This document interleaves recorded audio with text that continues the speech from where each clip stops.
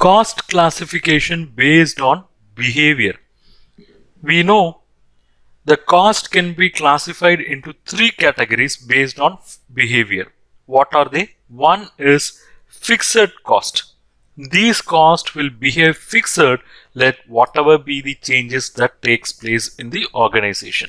Some example for fixed cost can be like rent, it can be like audit fees, it can be like depreciation.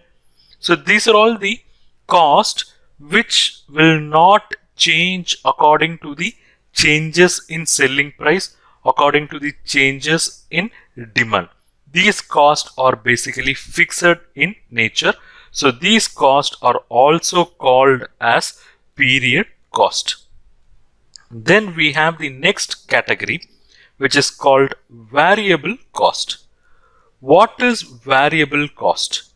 These are all the costs which will vary directly in proportion to the volume of activity. So the variable cost itself can be divided into variable direct cost and variable indirect cost. To see some example for variable cost, it can be the raw material cost which will move along with your sales. Then it can be direct labor, that is you engage direct laborers only when you produce. Then it can be sales commission, you pay this commission only when you make sales. It can be utilities, it can be freight. All are expenses which are incurred only when you make sales. So these are all called as variable cost. There is another element called semi-variable cost. What is this semi-variable cost? These cost has both the nature of fixed as well as variable elements. They are partly affected by fluctuation in the level of activity. For example, you may pay power charges.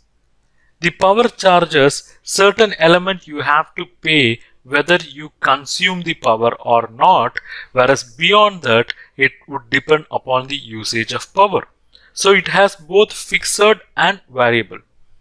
And say for example water expenses, telephone expenses, factory supervision, all these are related with your level of activity. So these are all called as semi-variable cost.